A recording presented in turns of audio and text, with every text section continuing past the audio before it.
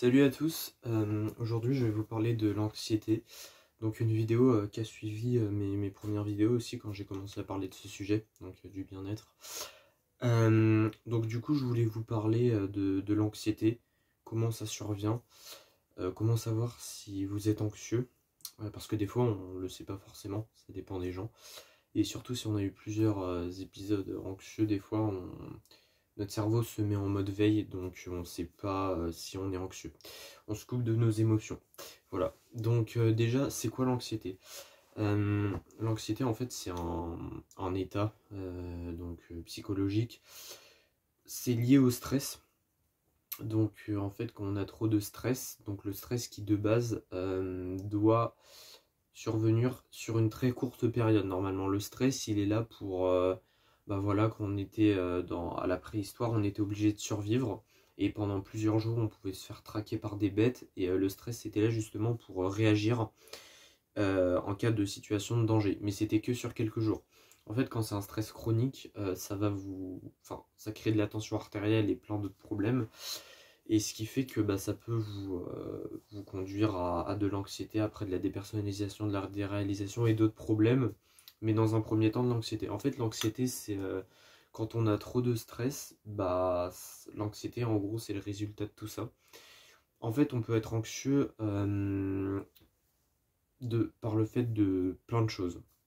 Déjà par notre environnement de vie, donc où on vit déjà. Par exemple, si vous allez vivre dans une grande ville, par exemple, je sais pas moi, comme Paris, vous allez avoir plus de chances d'être stressé vu que c'est une grande ville et que voilà, il y a du bruit, les gens ils sont pressés, etc. Donc du coup, ça va être pour ça que vous allez être stressé.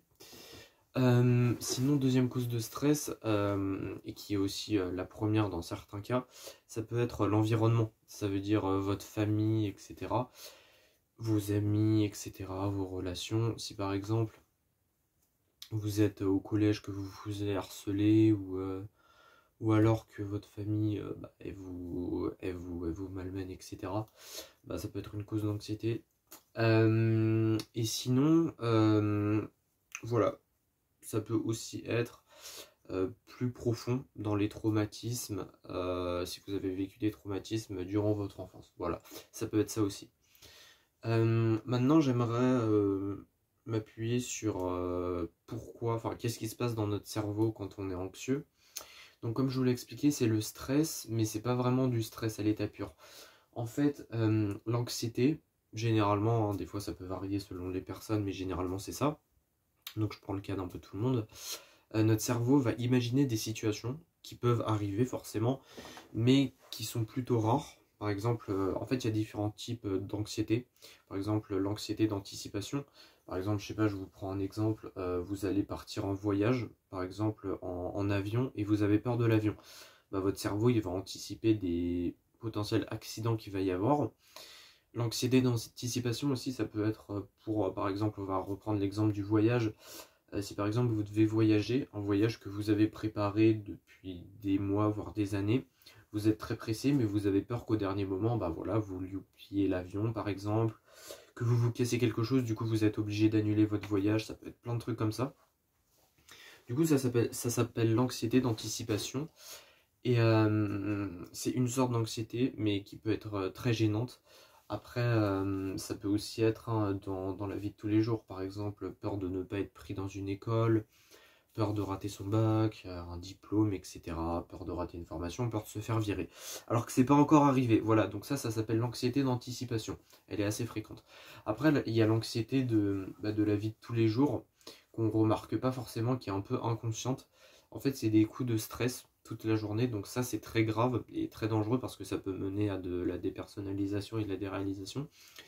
En fait, du coup, quand on va stresser tous les jours, donc ça s'appelle un trouble anxieux, en fait on va avoir tendance à imaginer plein de scénarios. Donc moi ça m'est arrivé bien sûr, sinon j'en parlerai pas. En fait donc ça m'est arrivé pendant mon adolescence, vu que là je vais avoir bientôt 18 ans dans quelques jours, je suis bientôt adulte, donc voilà, je parle au passé, bref. En fait, l'anxiété, quand on a un trouble anxieux, on se projette dans un futur qui n'est pas encore arrivé. Sauf que le problème, c'est que quand on fait ça, notre cerveau inconsciemment, il a l'impression d'être entre guillemets sauvé, vu que bah, justement, quand on se prépare à une situation, même si on est stressé, bah au moins on se prépare. Sauf que c'est pas du tout le cas qui arrive, c'est même l'inverse. Parce qu'en fait, si cette situation arrive, imaginez, vous êtes anxieux par exemple, donc pas anxiété d'anticipation, là je parle d'un trouble anxieux. Je sais pas, moi, vous vous dites, je vous dis n'importe quoi, hein, mais ça peut arriver, des fois c'est stupide. Je vais me faire engueuler par le conducteur de bus, pour je ne sais quelle raison. Vous arrêtez pas de penser à ça, vous êtes anxieux, mais ça n'arrive pas au final. Et un jour, donc vous êtes anxieux pour ça, et par je ne sais pas quelle raison, ça arrive. Bah en fait, vous allez être paralysé parce que justement, vous avez tellement peur que ça se passe que quand ça arrive, bah voilà, vous êtes paralysé. Alors que si vous ne serez pas anxieux sur ça, et bah ça a beau arriver, bah vous gérerez beaucoup mieux la situation. Donc voilà, donc en fait c'est une illusion qu'on se fait que bah justement voilà ça aide pour justement voilà, ça aide pas du tout l'anxiété, c'est vraiment tout le contraire. Donc faites bien attention à ça. Donc maintenant comment en guérir? Parce que voilà c'est quand même une maladie, le trouble anxieux, enfin c'est un symptôme et une maladie. Du coup, comment en guérir? Alors déjà, je répète toujours la même chose dans toutes les vidéos, mais allez consulter. Vraiment, c'est important. Il faut absolument que vous alliez consulter. Parce que voilà, sans consultation, si vous n'allez pas, au moins parlez-en à votre entourage, avec des gens que ça se passe bien quand même. Parce que si ça se passe pas bien avec votre entourage, bah, faut absolument que vous alliez en parler à quelqu'un que vous connaissiez pas. Donc un psy ou un professionnel de santé. Il faut que, voilà, je vous incite à faire une thérapie cognitivo-comportementale. En fait, c'est une thérapie qui aide à voir bah, les comportements qui nous détruisent, entre guillemets, donc là, l'anxiété, à comprendre ce symptôme, parce que quand on comprend, on arrive mieux à appréhender bah, voilà, les épisodes de stress, d'anxiété, etc. On apprivoise mieux la maladie et on sait mieux la traiter pour la guérir. Donc ça c'est bien, donc thérapie cognitivo-comportementale. Et sinon, bah écoutez, vous faire aider par un psy, ou parlez-en au moins à vos amis qui vous écoutent vraiment par contre. Mais voilà, c'est super important, faut en parler. Après, des petites astuces pour la vie de tous les jours. Déjà, acceptez-le. Faut pas se dire ouais l'anxiété c'est nul, je suis vraiment une merde, etc. Faut surtout pas se dire ça. Faut vraiment l'accepter, faut se dire que en vrai un peu tout le monde est anxieux au moins une fois dans sa vie, sur une période peut-être plus prolongée, mais surtout à l'heure actuelle. Donc vraiment faut pas culpabiliser sur ça, vous êtes vraiment pas seul, ça c'est sûr et certain. Et faut essayer de voilà de l'accepter. Quand vous avez peur de quelque chose, vous dites pas non non j'essaie de plus y penser, parce que justement cette pensée intrusive elle va revenir 10 fois plus forte. Donc faut l'accepter. Vous vous dites ok j'ai peur de ça, certes. Par exemple, je vous prends encore l'exemple du voyage. Vous vous dites bah j'ai peur de l'avion, certes, mais voilà, je vais tout faire pour me renseigner comment ça se passe l'avion. Si j'ai peur que ça soit annulé ou que je me casse quelque chose ou qu'il y ait un imprévu, voilà, j'essaie d'imaginer, peut-être je me pose pendant 10 minutes, j'essaie d'imaginer pourquoi ça pourrait se passer mal.